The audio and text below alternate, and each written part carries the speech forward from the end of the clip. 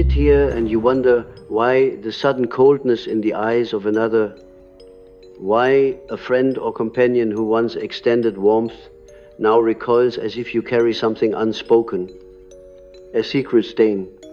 The human heart trembles before this rejection because it feels irrational, and what is irrational unsettles us more than what is predictable. We can prepare for betrayal when we have wronged someone. We can accept anger when we have spoken harshly. But when dislike arises as if from a void, the soul shudders. Yet let me tell you, there is no void in the psyche. What appears to be sudden and inexplicable carries a deeper root in the hidden world of archetypes, shadows, and projections that bind all human beings in their unseen contracts. When another suddenly dislikes you, you are not merely confronting their conscious choice. You are colliding with the unconscious field that surrounds them, and perhaps the field that surrounds you. This dislike often has little to do with your words or deeds, but with the images you stir in their depths. You have touched a hidden nerve.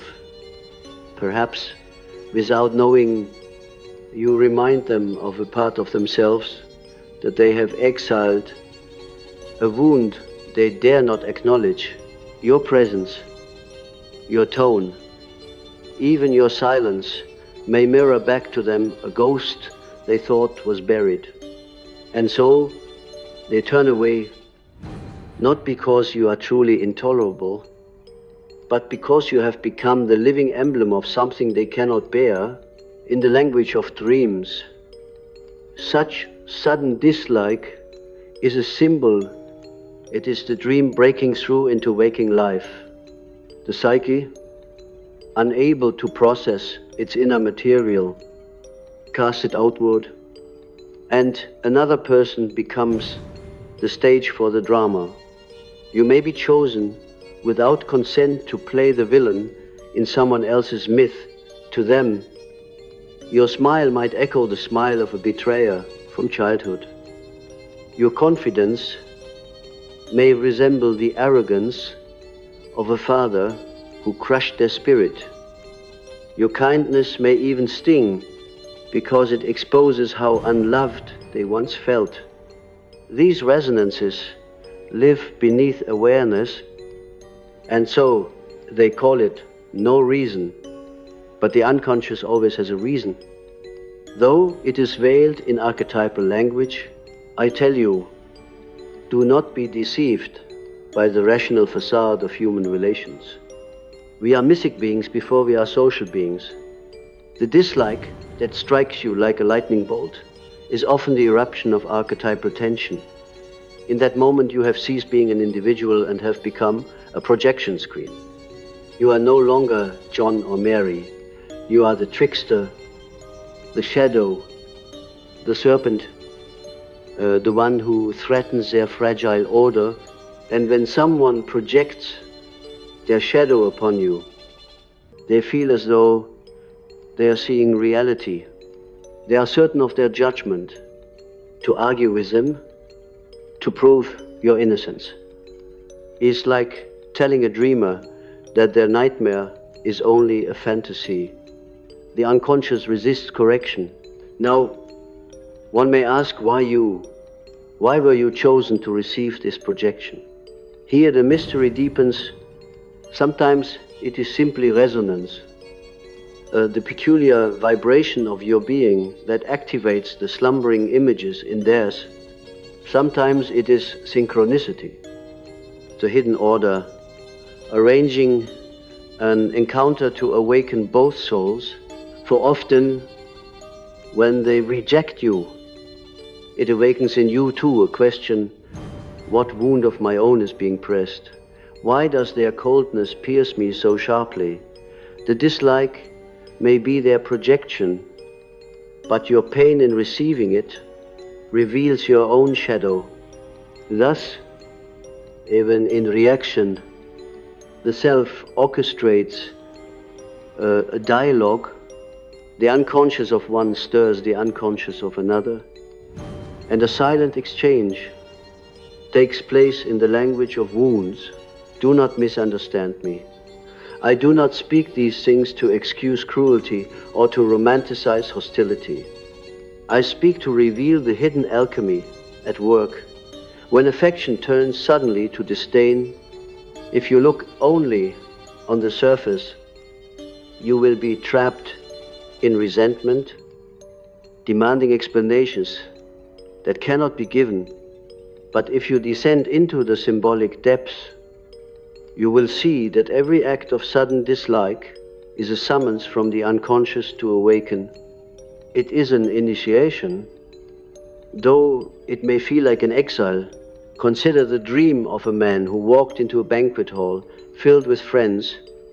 In the dream, they all turned their backs on him and whispered as if he were a leper. He woke with terror, feeling betrayed.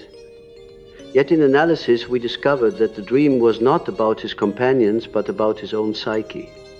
The figures who turned their backs represented aspects of himself he had abandoned: his youthful joy, his tenderness, his vulnerability.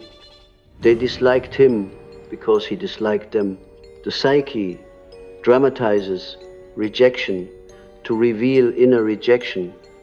And so too in life, when others suddenly dislike you, it may echo an internal truth that there are parts of yourself you have turned against, parts that cry out through the hostility of others. The human being is a mirror hall of shadows. Each of us carries unlived lives, denied impulses, disowned selves. When we meet another, those shadows sense each other instantly. Long before words are exchanged, the unconscious recognizes its counterpart. If your shadow resembles theirs, they may feel inexplicably drawn to you or repelled. This repulsion, sudden and irrational, is the psyche's way of defending against recognition. They fear to see in you what they cannot accept in themselves. And thus, dislike erupts like a shield.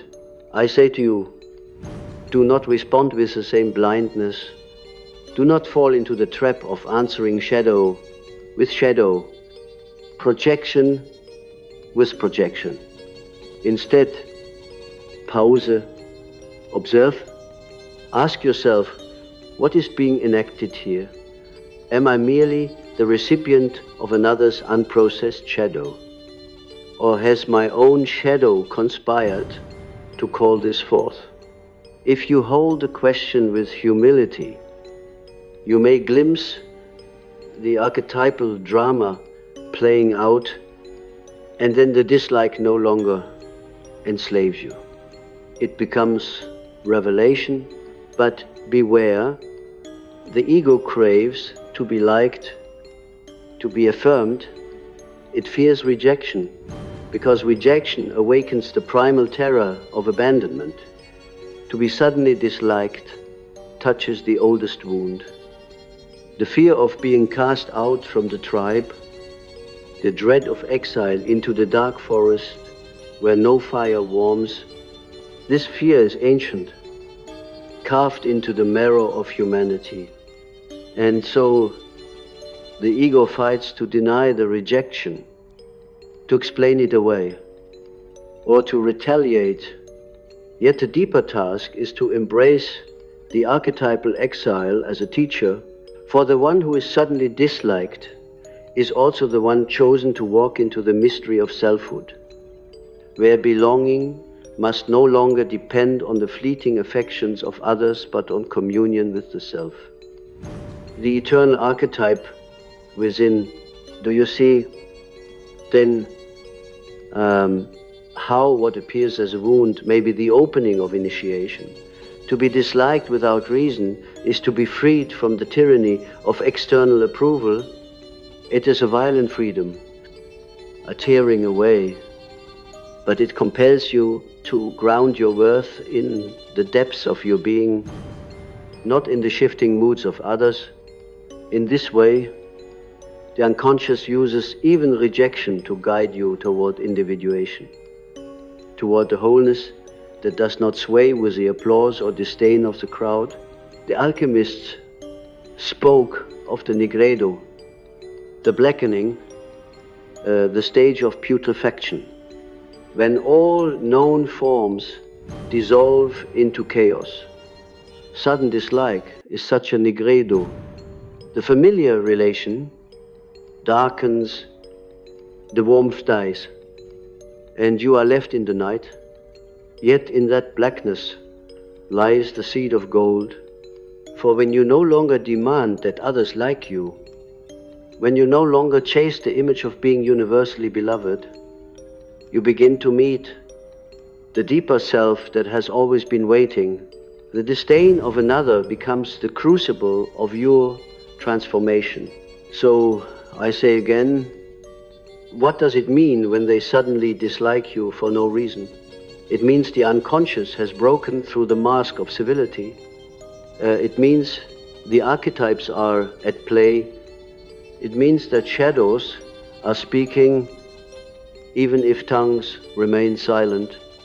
And most of all, it means that you have been invited into the mystery of projection, of self-recognition, of liberation from the fragile bonds of external approval. Do not waste this invitation by resenting it. Walk into the forest of solitude. It opens, and there you will find the deeper companions, your shadow, your self, your wholeness. When I speak of projection, I do not mean only the individual quirks of one personality thrust upon another. I speak of a law of the psyche, an inevitability woven into the very fabric of consciousness. We cannot help but project. It is the way the unconscious makes itself known, just as a dream paints its symbols on the inner screen of sleep. Projection paints its symbols on the figures around us. To live is to walk through a world half made of others and half made of ourselves. And seldom can we tell the difference. This is why sudden dislike cuts so deeply. It tears open the illusion that relationships are founded only upon conscious choice. Instead, they are charged with invisible currents, shaped by forces older than memory. Imagine a person who dislikes you without reason. They avoid your eyes. Their smile collapses when you enter. They whisper behind your back. If you look only with the surface mind, you may conclude they are cruel, envious, or capricious. But if you look with the inner eye, you will see something more mysterious. You have stirred the archetype. Perhaps you have awakened the trickster, the one who unsettles their carefully constructed order. Perhaps you have called forth the shadow of betrayal, reminding them of the wound of trust broken long ago. They may not know why they recoil, but the unconscious has already judged you, not for who you are, but for the figure you resemble in their psychic theater. And yet, let us not rest content with blaming the other, for if you become the carrier of their projection, you are not entirely innocent. The psyche is never random in its choice of vessel. Something in you resonates. Some hidden vibration aligns with their unacknowledged wound.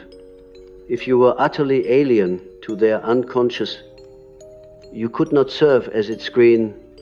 Thus, their dislike points also to you, to the parts of yourself you have not fully owned. If they see arrogance in you, ask, where in me does pride still lurk? Where in me have I feared my own authority? If they sense deceit, ask, What truths have I withheld even from myself? The projection may be distorted, but its appearance is not meaningless. Each rejection becomes a mirror, though often a darkened one. This is why individuation is a lonely path. As you grow in consciousness, you become more and more the object of projection, for you begin to embody images that others dare not face. Your difference, your authenticity, your refusal to conform to the mask of the collective, all these threaten the comfort of those who sleep within the safety of convention. They will dislike you for reasons they cannot name, because your very being reveals the falseness of their persona. The one who dares to be whole carries a dangerous aura, for wholeness exposes fragmentation in those who cling to masks. And so, the unconscious defends itself by labeling you suspicious, arrogant, or untrustworthy. What they dislike is not you, but the challenge you represent. Do not despise them for this. Remember, we too have projected our shadows upon others. Each of us has felt irrational dislike. Each of us has condemned another without knowing why. This is the cycle of the psyche, and no one escapes it. To awaken is not to abolish projection, but to recognize it, to retrieve it when we can, and to suffer its consequences when others cannot. To carry another's projection is a heavy burden, yet it can also be an honor, for by becoming the vessel of their shadow, you hold a piece of their unredeemed soul. If you bear it with dignity, without retaliation, you may one day help them glimpse what they have disowned. But even if they never awaken, the experience teaches you patience, humility, and the strange nobility of being misunderstood. I recall the story of a woman who came to me, trembling with pain. She had been excluded from her circle of friends. Overnight, it seemed they began to speak coldly to her, to avoid her presence, to treat her as though she had betrayed them. She wept, swearing she had done nothing wrong. As we explored her dreams, a pattern emerged. Again and again, she dreamt of standing at the edge of a village, watching others dance around the fire while she remained in darkness. Sometimes the figures turned toward her with scorn. Sometimes they ignored her entirely. The dreams revealed the archetype of the exile, the one cast out, not for crime but for destiny. In her waking life, her companions unconsciously enacted this archetype, disliking her without cause. But the deeper truth was that she was being called into solitude, into a deeper encounter with her own soul. The rejection was painful, but it served as initiation. Only by losing the approval of the group could she discover the hidden fire within herself. Do you see the paradox? What appears as hostility may be the hand of the self guiding you into individuation. If you were never rejected, never disliked, you would remain enslaved to the approval of others. Only when their approval collapses do you discover whether your center lies in them or in the eternal self. Sudden dislike is therefore not merely a social wound. It is a spiritual summons. It asks, will you define yourself by the shifting moods of the tribe or by the inner voice that does not waver?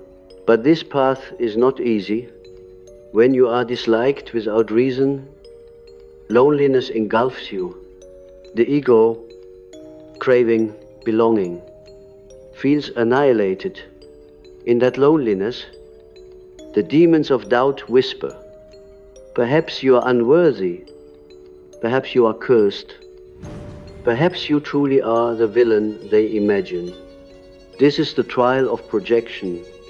If you accept their image of you, you become possessed by the shadow, crushed beneath their unconscious. But if you stand firm in the knowledge that their image is not your essence, you pass through the trial into freedom. You learn to dwell in solitude without collapsing, to let others' perceptions wash over you like storms without sinking your ship. This is the mark of individuation, the capacity to stand alone, neither inflated by praise nor destroyed by rejection. And yet, I caution you, do not retreat into bitterness. Many, wounded by sudden dislike, harden their hearts, vowing never to trust again. They armor themselves with cynicism, claiming superiority to those who rejected them. But this too is a trap, for it is merely the shadow's revenge. To be truly free, you must remain open, even to those who dislike you. You must hold their hostility with compassion, recognizing it as the symptom of their unacknowledged pain. To forgive is not to excuse, but to see with clarity that they too are caught in the web of the unconscious. When you can look upon their disdain without hatred, then you are no longer bound. You have transcended the cycle.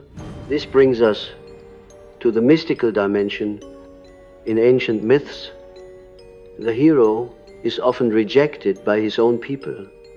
Joseph was hated by his brothers. Christ was despised by his nation. Prometheus was punished by the gods. Always, rejection marks the chosen one, for rejection signals the birth of a new destiny. When you are suddenly disliked for no reason, you are entering the same archetypal pattern. You are stepping into the mystery of the outsider, the one who carries fire that others fear. Do not be surprised that they recoil. Fire burns, and those who live in darkness shrink from its light. But the fire must still be carried, for it is not yours alone. It belongs to the future, to the wholeness of humanity. Your task is not to extinguish it to gain their favor, but to protect it until the time comes when they too are ready to see. Thus, sudden dislike becomes transfigured, what the ego calls betrayal, the self calls initiation, what the tribe calls exile, the self calls liberation. What the world calls meaningless hostility, the self calls the alchemy of individuation. If you can see with these eyes, you will no longer ask, why do they dislike me, but what mystery is unfolding through this rejection. And then even the sting of hostility becomes bearable, for it carries within it the seed of transformation. To walk the path of individuation is to be misunderstood. It is to appear strange, unsettling, sometimes even intolerable to those who still cling to the comfort of the collective mask. When another suddenly dislikes you, they are not rejecting you as a person. They are recoiling from the tremor you create in their unconscious. You disturb the fragile balance they maintain between their persona and their shadow. Your presence calls forth something they have buried, and instead of embracing it, they push you away. Yet in doing so, they unknowingly reveal to you the profound drama of the human psyche. Consider how the shadow operates. It does not dwell quietly in the cellar of the unconscious, content to remain unseen. No, it yearns for recognition. It longs to be integrated, and when denied, it slips through the cracks, leaking into relationships and encounters. When someone dislikes you suddenly, without reason, it is often their shadow straining for release, using you as its stage. They may accuse you of arrogance, when in truth they fear their own unclaimed power.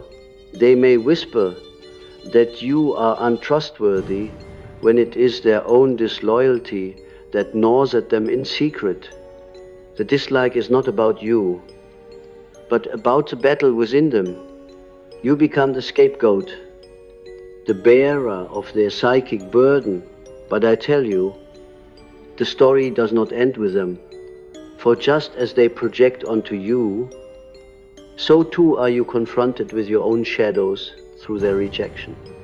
Their dislike presses against your rawest wounds, the fear of abandonment, the longing to be seen, the terror of not belonging. These wounds, if left unconscious, will drive you to chase approval, to contort yourself into pleasing shapes, to deny your authenticity in the desperate hope of acceptance. In this way, their rejection becomes your teacher. It reveals the places where your soul is not yet free, where the chain of collective opinion still binds you. The sudden dislike, irrational as it may seem, is the fire that burns away illusion. Have you not noticed that the figures who dislike you without cause often reappear in your dreams? Perhaps you dream of a stern judge glaring at you from a bench, or a faceless mob turning its back upon you. These are not mere random images. They are the symbols of the rejected self. In dreams, the hostile figure is the part of you that you have not embraced. It is the child you silenced, the rage you denied, the vulnerability you buried. The psyche mirrors outer rejection with inner rejection, weaving together the story of exile. And when you awaken, you must ask, what is the part of me that I have treated as unworthy, the part I dislike in myself without reason? For often the rejection you suffer in life is but the echo of the rejection you harbor within. I remember a man who came to me burdened by the inexplicable disdain of his colleagues. He was competent, diligent, yet, no matter what he did, there was always a current of hostility directed his way. He could not understand it.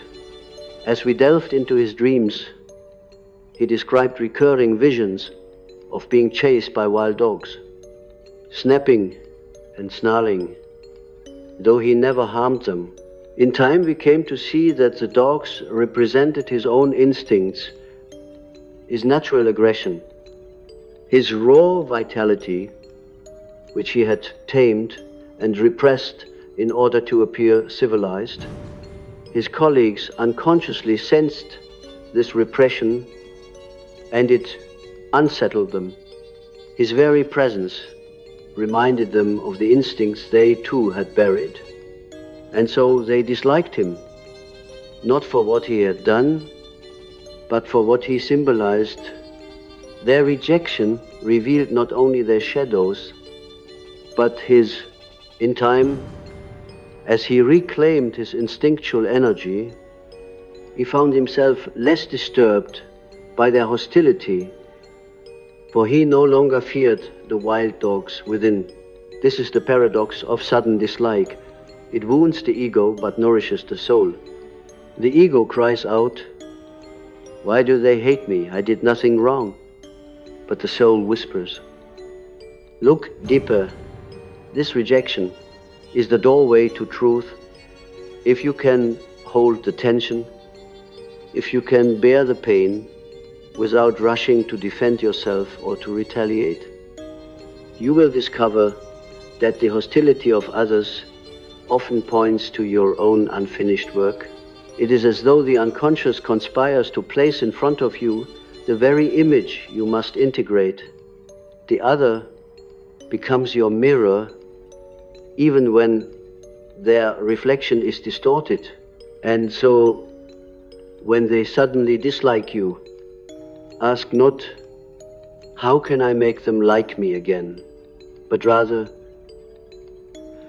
what mystery is being revealed through this rejection? This shift in perspective transforms the entire experience. Instead of falling into self-pity or bitterness, you begin to see yourself as a participant in a sacred drama. The dislike is not meaningless.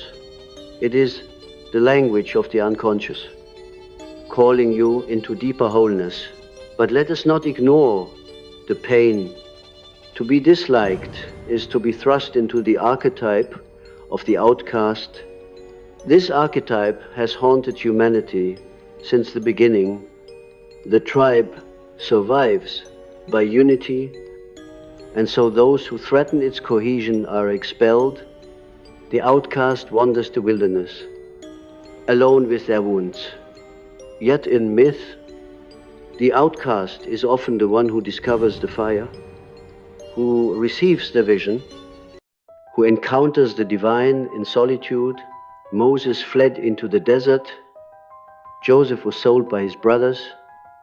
The Buddha left his palace. Christ was despised and rejected, always.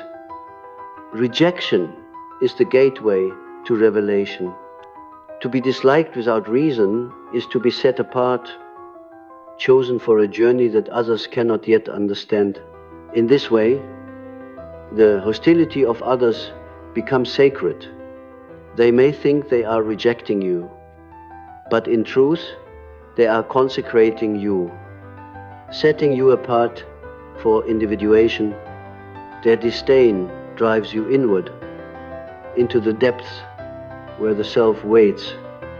There, in the silence of solitude, you discover that your worth does not depend on being liked, but on being true. And when you emerge from that silence, you carry a presence that no hostility can diminish, for it is rooted not in approval, but in wholeness. The alchemists spoke of the vessel, the container in which transformation occurs.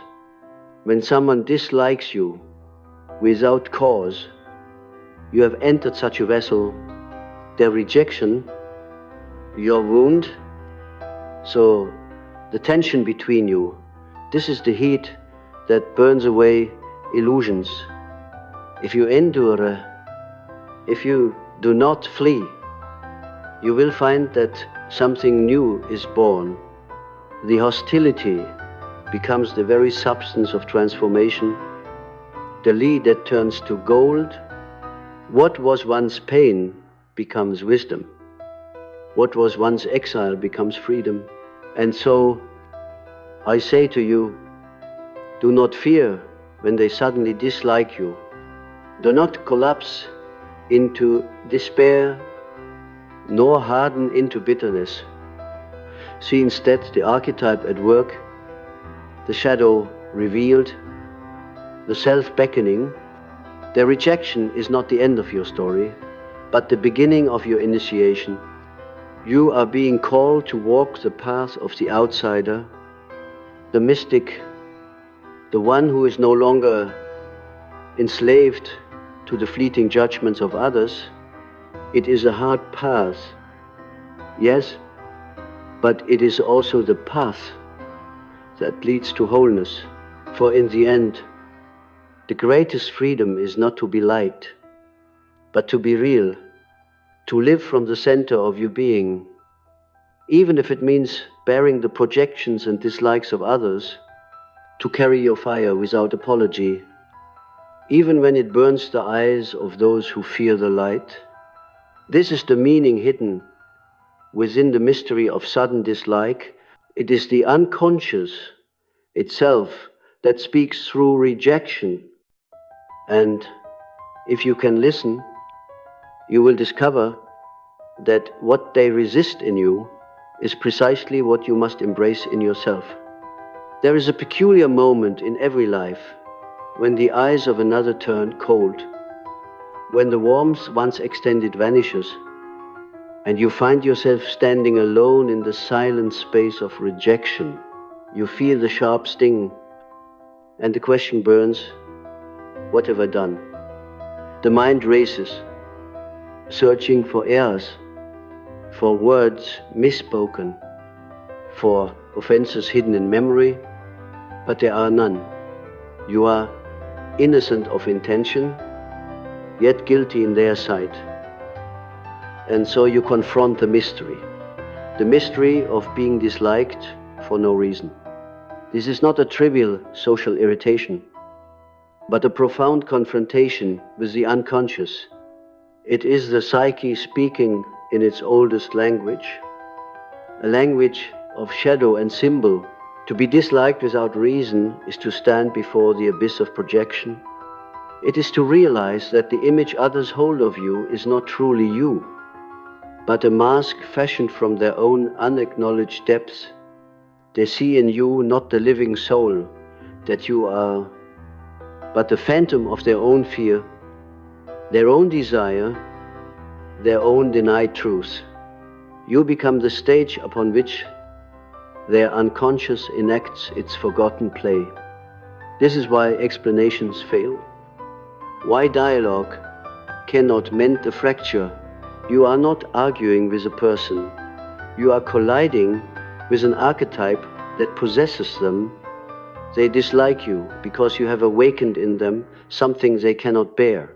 Yet, this experience is not without meaning. It forces you into confrontation with yourself when another turns away from you without cause.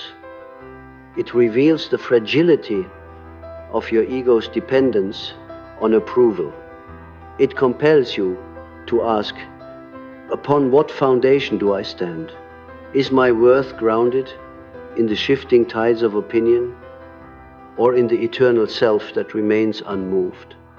This confrontation is painful, but it is necessary, for only when you are stripped of the illusion of universal acceptance can you begin to anchor yourself in truth. To be disliked is to be freed from the prison of the collective persona, cast out so that you might find your true center. Think of the archetype of the exile. The exile is cast away not because of guilt, but because of destiny. Joseph was despised by his brothers not because of his crimes, but because of his dreams. The Christ was hated not because of wickedness, but because his presence revealed the falseness of the Pharisees' masks. The exile bears the burden of rejection so that he may walk the path of vision, and so too with you. When dislike descends without reason, you are invited into the archetype of the exile. You are being set apart, not destroyed.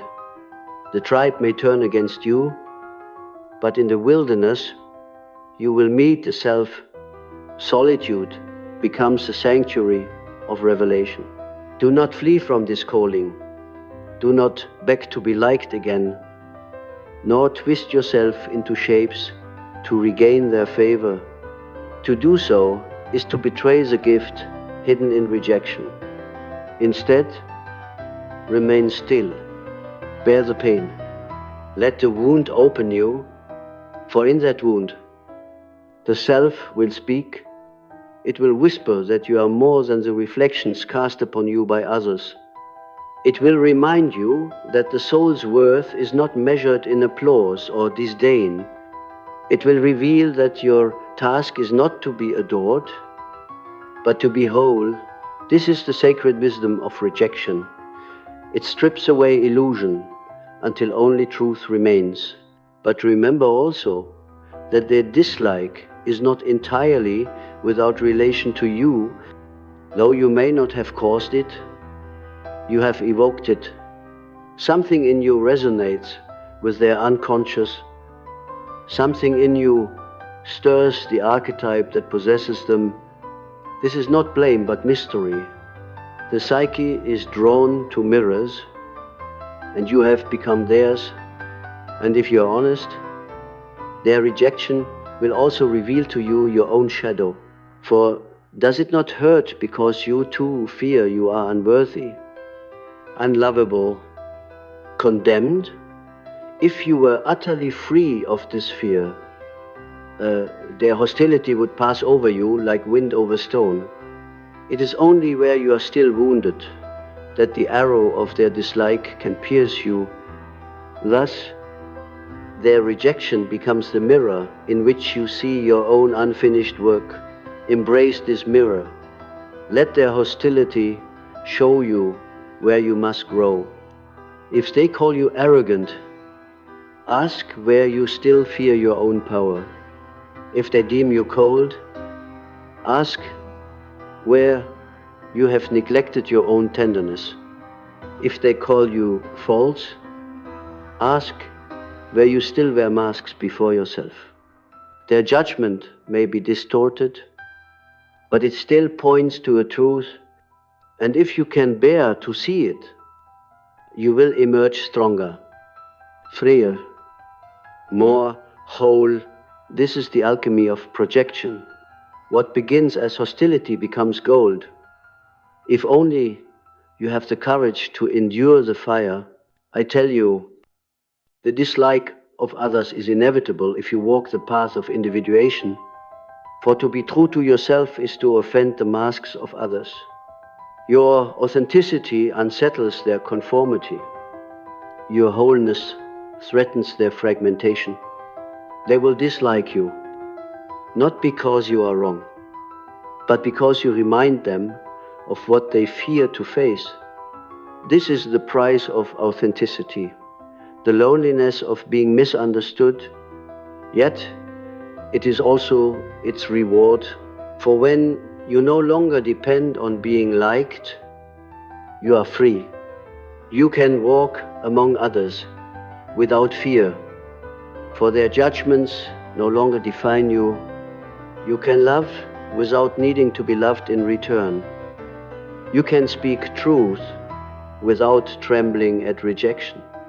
This is the sovereignty of the self, the freedom that only comes through the crucible of exile. So when they suddenly dislike you, receive it not as curse, but as summons. Let it drive you inward to the silence where the self waits. Let it burn away your dependence on approval. Let it reveal to you the places where your own shadow still hides. And then rise, not with bitterness, but with a deeper love, a love no longer enslaved to reciprocation. For in truth, those who dislike you are also suffering. They are bound by their shadows, blind to their own projections. If you can see this, you will no longer hate them. You will hold their hostility with compassion, knowing it is but the symptom of their unhealed wounds. And then you will walk among them, free, bearing no resentment, carrying only the quiet strength of the self. This is the final transformation, to see rejection not as personal injury, but as archetypal drama, to see hostility not as condemnation, but as initiation, to see dislike not as the end, but as the beginning of deeper freedom. When this vision dawns, you will fear rejection no more. You will walk the earth as one who knows that the approval of others is fleeting, but the truth of the self is eternal. And then, even if the whole world turns against you, you will not be alone. For within you burns the fire of wholeness, the eternal flame that no rejection can extinguish. And so I leave you with this truth. If they suddenly dislike you for no reason, do not despair. You are being shown the hidden machinery of the psyche. You are being summoned into the archetype of the exile. You are being invited to discover the freedom of the self. Bear the wound, endure the fire, and you will emerge transformed. Their rejection is not your end, it is your initiation into wholeness.